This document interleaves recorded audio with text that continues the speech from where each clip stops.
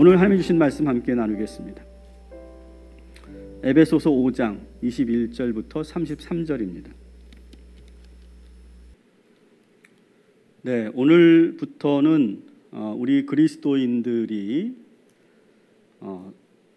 모든 사람들을 만나죠. 우리는 참 많은 사람을 만나죠, 그죠?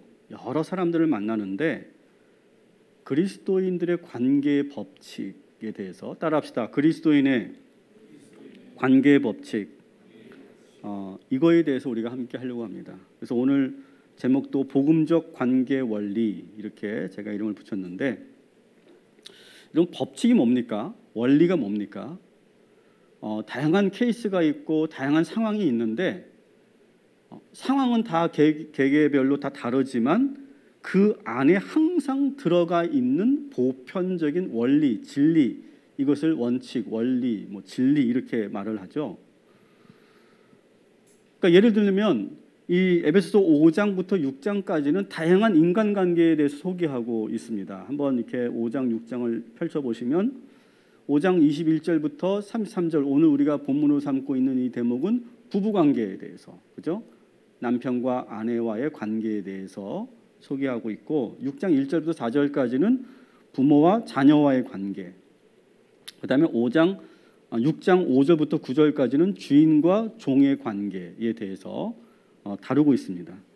근데 이것 말고도 사실은 우리는 많은 관계들을 가지고 있죠. 친구 관계도 있겠고요, 교회 안에 교우 관계도 있겠고, 비즈니스 관계도 있겠고, 직장에서의 동료 관계, 상하 관계, 여러 가지 관계가 있겠어요. 사돈 관계도 있겠고요.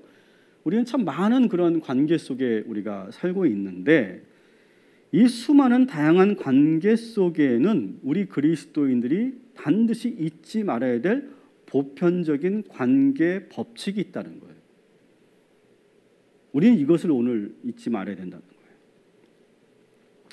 오늘 본문은 단순히 어떤 결혼 생활, 부부간의 관계만 다루지 않고 있어요. 그 원리를 오늘 우리가 보려고 해요. 그래서 오늘 말씀은 결혼한 사람이나 부부들이나 해당되지 나하고는 해당이 안 되나, 여러분 그렇게 생각하지 마시라는 거예요. 오늘 이 말씀은 아주 본질적인 근본적인 그리스도인의 관계의 법칙, 관계의 원리, 이것을 우리가 만나기 위해서 한 예로 부부 관계를 예를 든 것이다. 여러분 그렇게 이해하시면 좋겠어요. 제가 지금 갑자기 목 컨디션이 좀 안 좋아지는 것 같아요. 그래서 가끔 제가 물을 마시더라도 조금 양해해 주시면 좋겠습니다. 기침을 하더라도 코로나는 아니니까 여러분 너무 걱정하지 마시고요. 자, 그러면 그리스도인이라면 반드시 잊지 말아야 될 관계 원리가 무엇일까? 아주 단순합니다. 이 말씀만 오늘 기억하시면 돼요. 21절인데요. 이것만 기억하시면 돼요. 자, 따라 우리 같이 읽습니다. 그리스도를 경험함으로 피차 복종하라. 다시 한번 읽겠습니다. 그리스도를 경외함으로 피차 복종하라. 제가 잘못 읽었죠? 경외함으로. 자, 예수 그리스도를 경외한다라고 하는 건 뭡니까? 두려워한다라고 하는 거죠. 두려워한다. 왜 두려워할까요? 예수님이요, 우리 관계 속에 함께하고 계시기 때문에 그래요. 우리 관계 속에 늘 함께하고 계시기 때문에 의식하는 거예요. 예수님이 우리의 관계를 계속 지금 보고 계시는 거예요.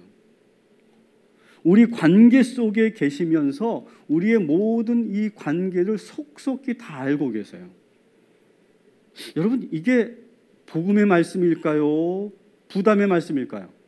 솔직히 오늘 이거부터 우리가 솔직히 말해야 돼요. 뭐라고? 부담의 말씀이라고 우리 현도 청년이 얘기했습니다. 이게 솔직히 이게 복음이라고 느껴지기보다는 부담이에요. 제가 여러분에게 지금 사파를 하나 보여드리는데, 이것은 내 마음 그리스도의 집이라고 하는 그 동화책에 나오는 사파예요. 처음에 이 주인공의 집에 예수님이 들어오셨어요. 그래서 이 주인공이 예수님하고 많은 이야기를 나누고 너무너무 좋아해요. 왜냐하면 평소에 궁금했던 성경 이야기 들을 수 있고, 직접 예수님을 통해서 성경 공부도 할 수 있고, 또 내 마음에 대해서 상담도 할 수 있고 기도도 받을 수 있으니까 참 좋아요. 근데 문제는요, 예수님이 안 가시는 거예요. 계속 거실에 앉아 계시는 거예요. 그러니까 이 주인공이 이제 어느 순간부터 슬슬 피하기 시작해요. 그리고 예수님이 저 거실에 앉아 계시는데 계속 피하고 모르는 척하고 막 다니는 거예요. 그런데 예수님은 계속 그 주인공의 집 거실의 소파에 앉아 계신다는 거예요. 사실 우리는요, 예수님이 어떻게 해주기를 원할까요? 예수님이 그냥 교회에만 계셔주시면 좋죠. 예수님이 그냥 교회에만 계세요. 제가 일주일에 한번 그냥 와서 찾아뵐게요. 제가 일주일에 한번 예배 드리고요. 그리고 잠깐 뵙고 말씀 듣고 뭐 기도하면서 예수님과 대화도 좀 하고 그리고 그냥 돌아갈게요. 사실 우리는 그게 더 편할지 모른다는 거예요. 그런데 예수님은 어떻게 계신다고요? 계속 우리 마음에 계시고 우리 가정에 계시고 우리 모든 관계에 계신다는 거예요. 솔직히 참 우리 현대인들에게는 난감한 이야기가 아닐 수 없어요. 그런데 이게 무슨 소식이래요? 이게 기쁜 소식이래요. 이게 복음이래요. 이렇게 우리들 관계 속에 함께 하시는 것이 우리에게 유익이 된다는 말씀이죠. 여러분, 이 말씀에 동의하시면 댓글로 아멘을 정말 해주시기 바랍니다. 에어컨, 제 쪽 에어컨 좀 꺼주시면 좋겠어요. 동의하시는 분들만 실제로 솔직하게 예수님이 정말 우리 관계 속에, 우리 집에, 우리 거실에, 내 마음 속에 어느 곳도 빠짐없이 늘 함께하고 계신다. 이것이 정말 복음이라고 여러분 고백하시는 분들만 아멘 해주시기 바랍니다. 네, 아멘을 많은 분들이 해주고 계십니다.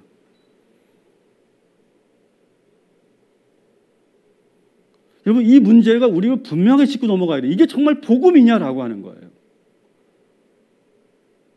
예수님이 우리의 모든 관계 안에 계신다. 이게 정말 복음이다. 우리 성도님들이 지금 많이 아멘하고 계시는데요. 솔직히 이게 우리가 말이 그렇지 실제로 그렇다면 이게 쉽지 않은 문제인 건 분명할 거예요.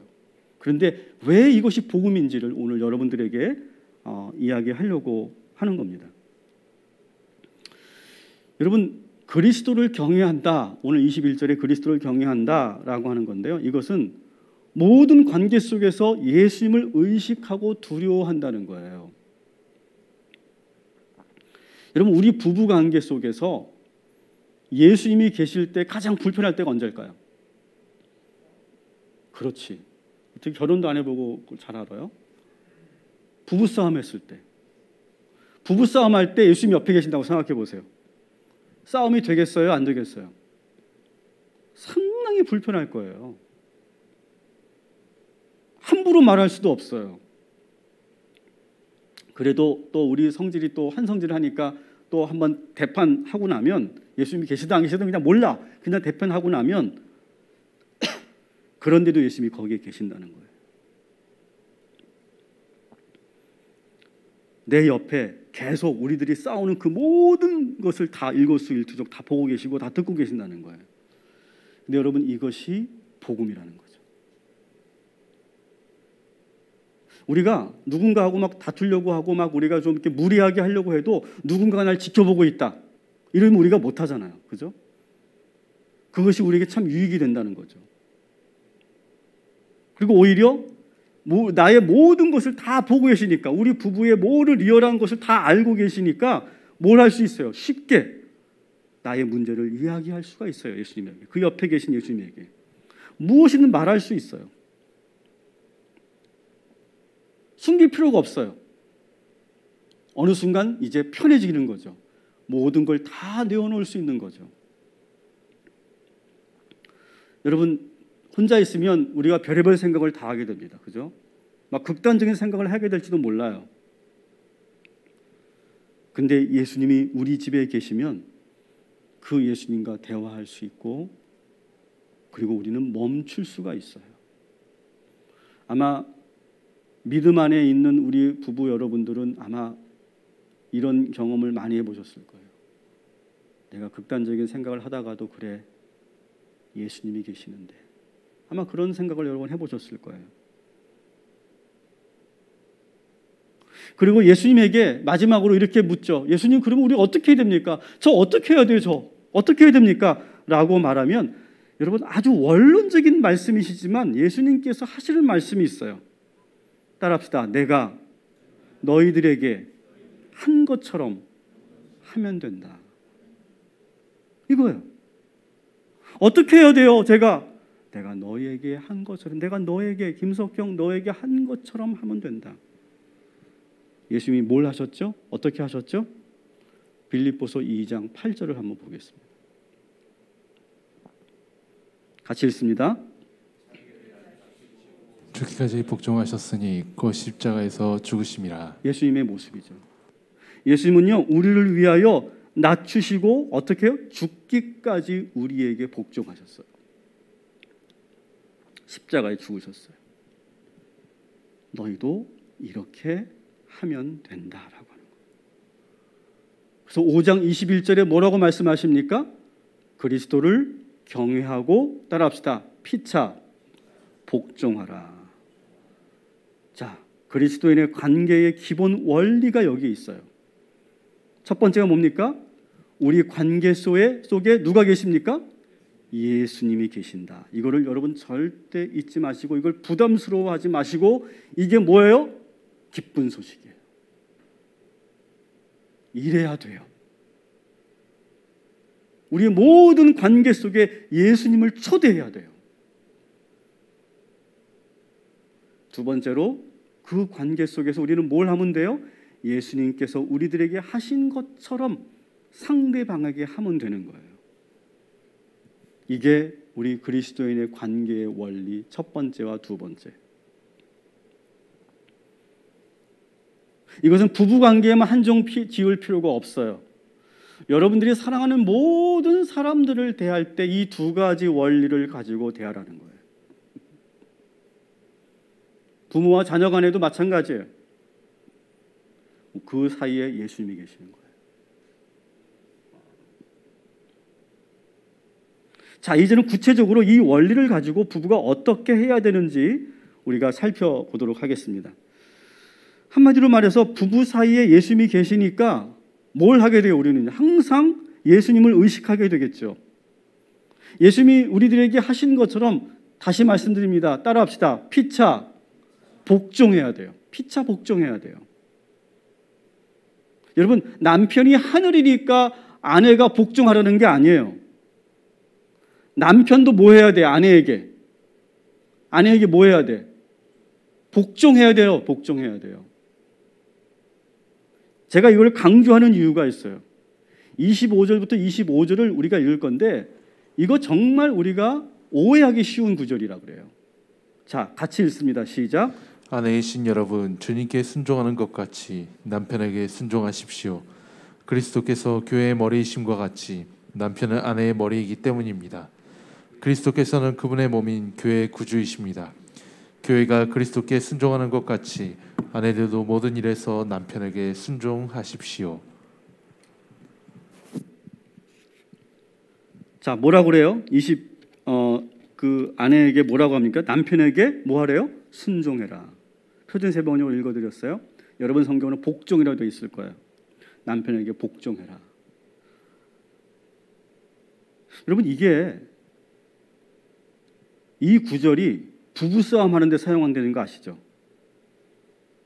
부부싸움 할 때 특히 크리스찬 부부들이 이거 가지고 부부싸움해요.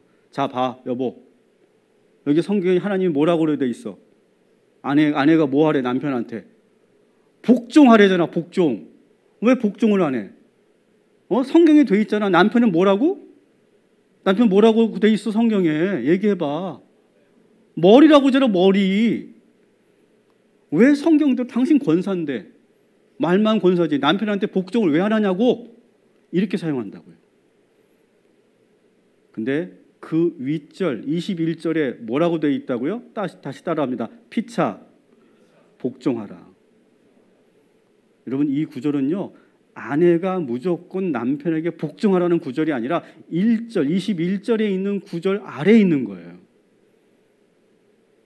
자, 그러면 남편은 그러면 뭘 해야 된대요? 25절 같이 읽겠습니다. 편이신 여러분, 그리스도께서 교회를 사랑하셔서 교회를 위하여 자기를 내주신 것 같이 아내를 사랑하십시오. 자, 이번에는 아내를 뭐 하래요? 아내를 사랑해라. 여기서 말하는 사랑은 뭐냐? 에로스적인 사랑 아니고요. 감정적인 사랑, falling love 아니에요. 여기서 말하는 사랑은 뭐예요? 교회를 위해 자신의 몸을 내어주신 무슨 사랑? 십자가의 사랑. 한마디로 말하면 희생을 말하는 거예요. 희생. 아내를 사랑하라라고 하는 말은 아내를 위해 기꺼이 희생해라라고 하는 거예요. 자, 이제는 아내가 이걸 가지고 또 남편에게 공격을 하겠죠. 봐, 여기 아내한테 뭐라고 그래? 남편이 아내를 위해서 사랑하래잖아, 희생하래잖아. 돈 많이 벌어와봐. 내가 복종 안 하나? 희생을 먼저 하라고 이렇게 또 생각한다고요. 그러니까 성경 말씀 가지고 부부싸움하는 크리스찬 부부도 꽤 많이 있죠. 여러분 이렇게 지금 문자적으로 아내는 남편을 무조건 복종하고 남편은 아내를 사랑하라 이런 말이 아니에요. 21절에 뭐라고 돼 있다고요? 피차 복종하라 이렇게 돼 있단 말이죠. 그래서 이 말씀은 문자적으로 아내는 남편에게, 남편은 아내에게 그런 것이 아니라 이건 뭐냐? 모두가 다 어떻게 해야 돼요? 피차 아내든 남편이든 모두 복종하고 서로 사랑하고 서로 희생해라 이렇게 돼야 된다는 거죠. 여기 이거를 가부장적으로 여기 성경에 이렇게 돼 있으니까 아내들은 여자들은 무조건 남편에게 복종해 이렇게 해석하면 안 된다는 거죠. 그래서 21절이 대단히 중요해요. 21절이 빠져버리면 그렇게 읽을 수 있지만 21절에 분명히 피차 복종하라고 돼 있어요. 여러분 예수님께서 왜 우리를 죽기까지 사랑하셨을까? 복종하셨을까요? 예수님이 왜 그러셨을까요? 예수님이 뭐가 아쉬워서? 왜 복종하셨을까요? 예수님이 우리를 뭐 하기 때문에? 사랑하기 때문에. 따라합시다. 사랑하면 을이 됩니다. 여러분 사랑을 해보셨죠? 사랑을 해보면 알아요. 사랑을 해보면요 진짜 사랑하자니 절대 갑이 될 수가 없어요. 을이 되는 거예요. 자발적으로 내가 을이 되는 게 사랑이에요. 예수님이 그래서 복종하신 거예요. 우리들에게 죽기까지 복종하신 거예요. 기꺼이 희생하신 거예요. 부부도 마찬가지예요. 서로 사랑하기 때문에 복종하는 거예요. 서로 사랑하니까 희생도 하는 거예요. 제가 자식을 키워보니까요, 아이들을 키워보니까 아이들이 크면 클수록 부모가 더 눈치를 보는 것 같아요.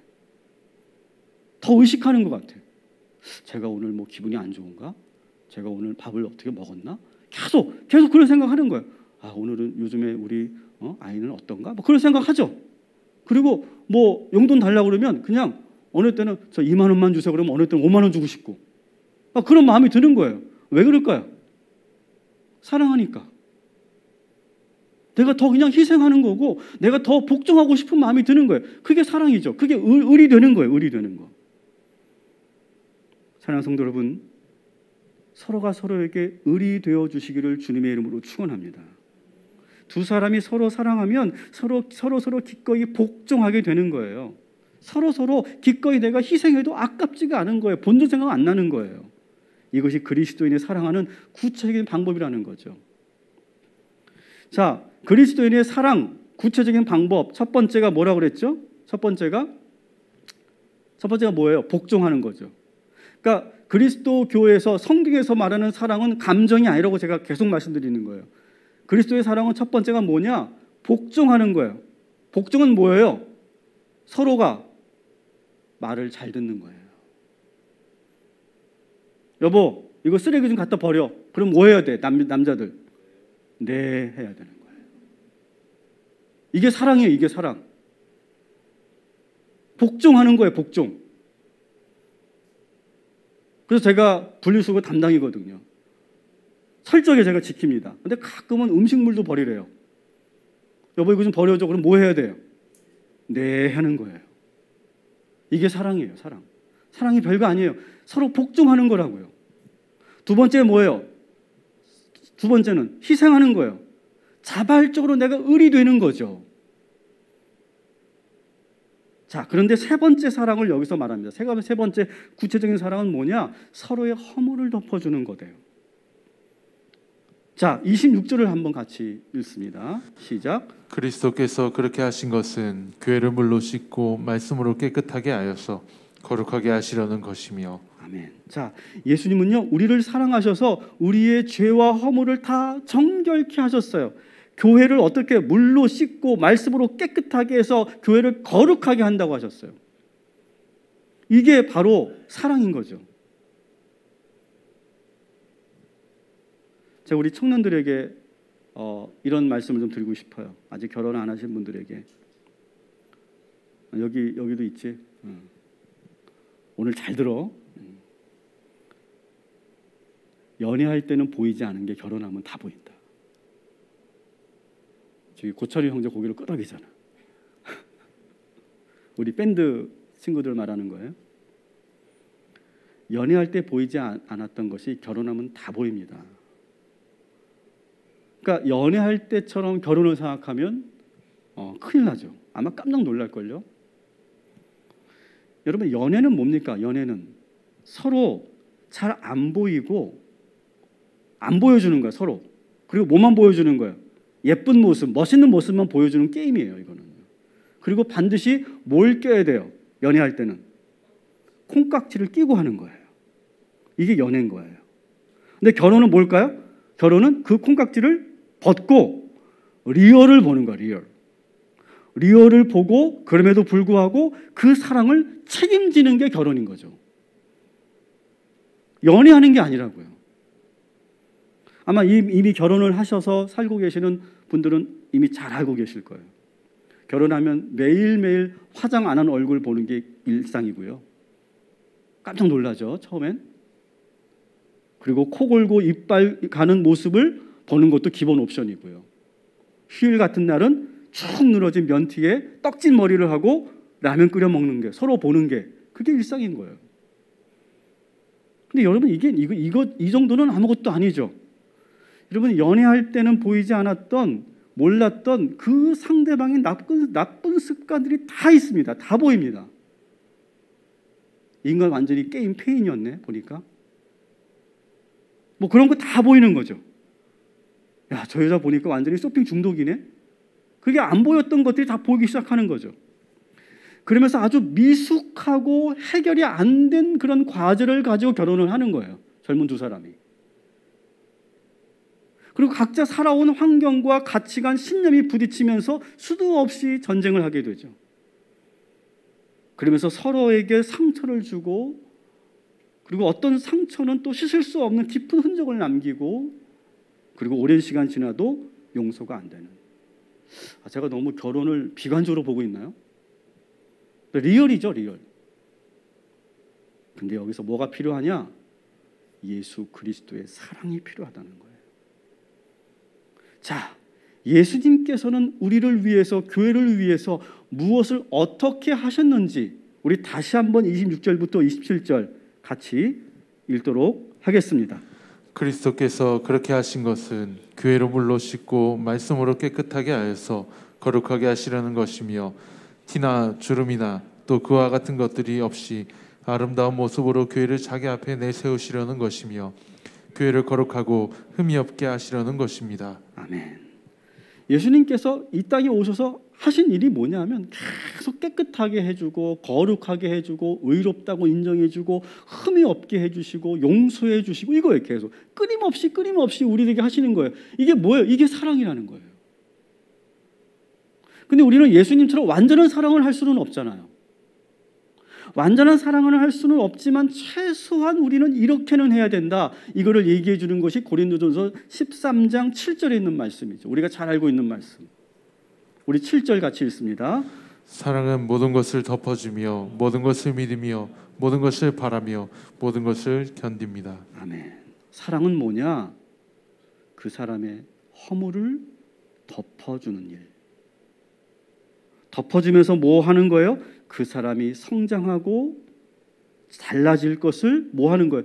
믿어주는 거예요. 믿어주는 거. 끊임없이 믿어주는 거예요. 그러면서 뭐 하는 거예요? 소망을 가지고 뭐 하는 거예요? 기다려주고 인내하는 거예요. 이게 사랑이에요. 계속 말씀드리는 사랑은 감정이 아니에요. falling love가 아니에요. 사랑은 서로 복종하고 그리고 기꺼이 희생하면서 그 허물을 덮어주고 인내하는 것. 이것이 우리 그리스도인의 사랑이라는 거죠. 여러분, 이것은 부부관계에만 해당되는 것이 아니라 모든 인간관계가 다 그래요. 여러분, 오래 만난 친구들 한번 보세요. 그 안에 얼마나 많이 실망하고 얼마나 많은 단점이 보이고 그럽니까? 그래도 그 친구하고 계속 친구 관계가 유지되는 게 뭐예요? 그 친구를 있는 모습 그대로 봐주는 거죠. 그죠? 그 허물을 덮어주는 거죠. 그대로 인정해주고 덮어주고 모른 척도 해주고 때로는요 또 인내하는 거죠. 그러니까 관계가 유지되는 거겠죠. 사랑하는 성도 여러분, 여러분들의 모든 관계가 복되기를 주님의 이름으로 축원합니다. 이렇게 되면 하나님께서 우리의 관계를 온전하게 회복시켜 주실 줄 믿습니다. 저는 다시 한번 이제 막 결혼을 준비하고 있는 청년들에게 또 이런 권면을 또 드리고 싶습니다.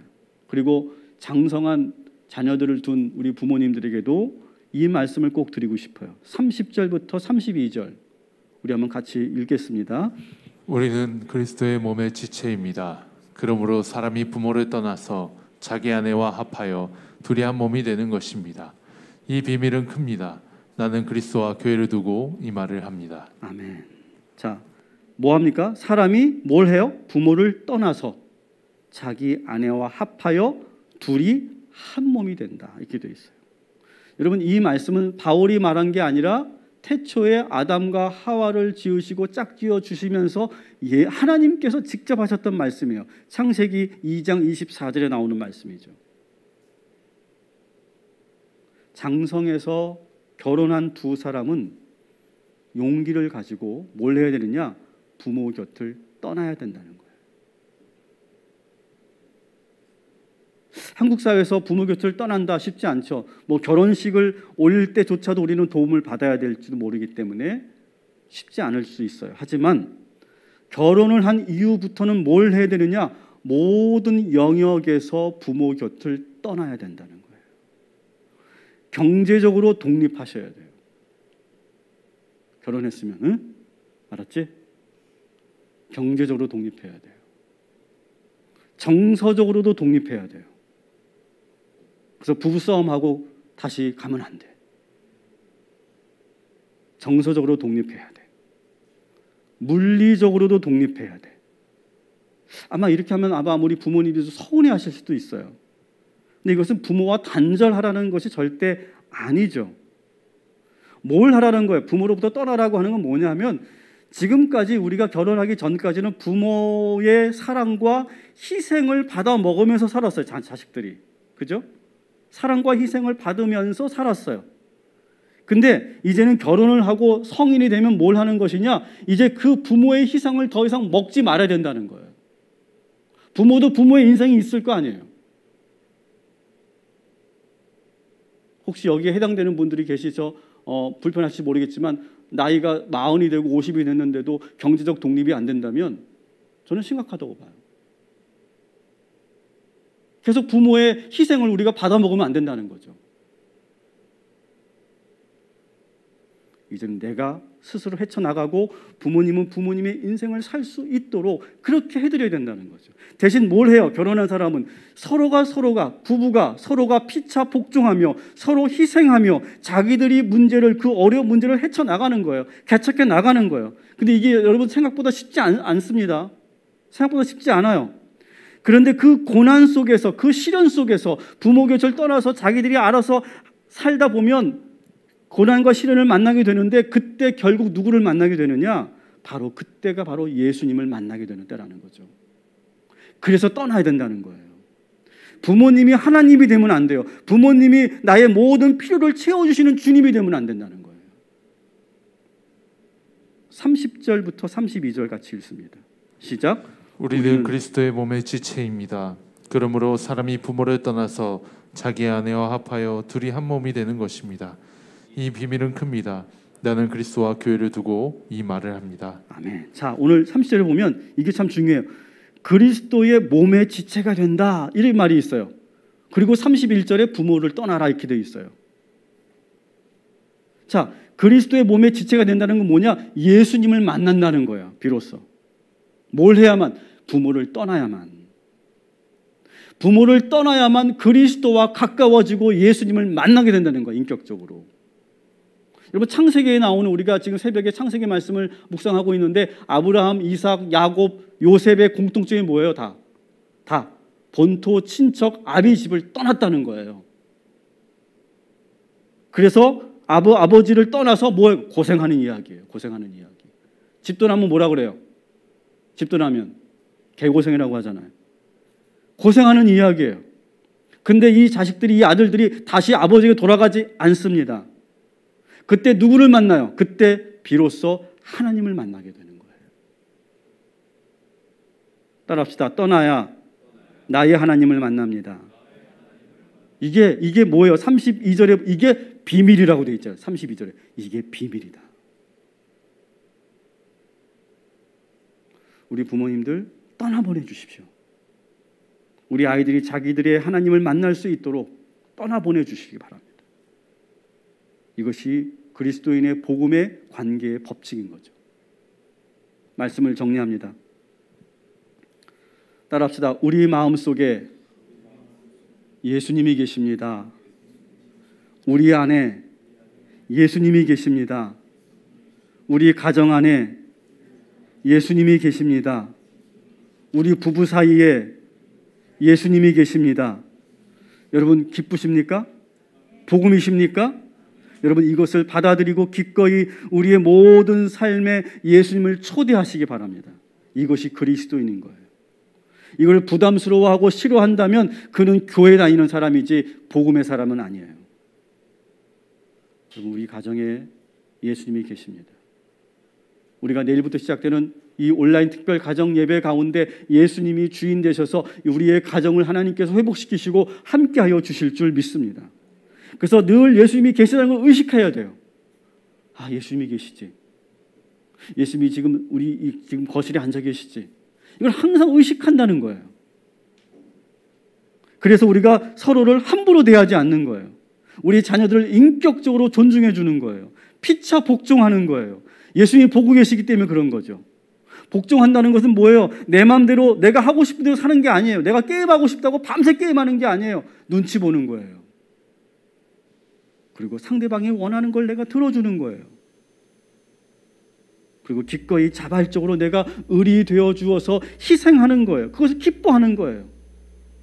예수님이 우리를 그렇게 사랑하셨어요. 사랑은 감정을 넘어서요. 우리의 모든 허물을 덮어주고 믿어주고 인내하는 것이 사랑이에요. 장성한 자녀들은 부모 곁을 떠나시고 나의 예수님을 만나시기 바랍니다. 우리 부모님들도 우리 자녀들을 잘 떠나보낼 수 있도록 지금부터 준비해 주시기 바랍니다. 그래서 그리스도인이 어디에서나 이 관계의 법칙과 원리를 가지고 좋은 만남과 좋은 관계를 이루어 가시기를 주님의 이름으로 축복합니다.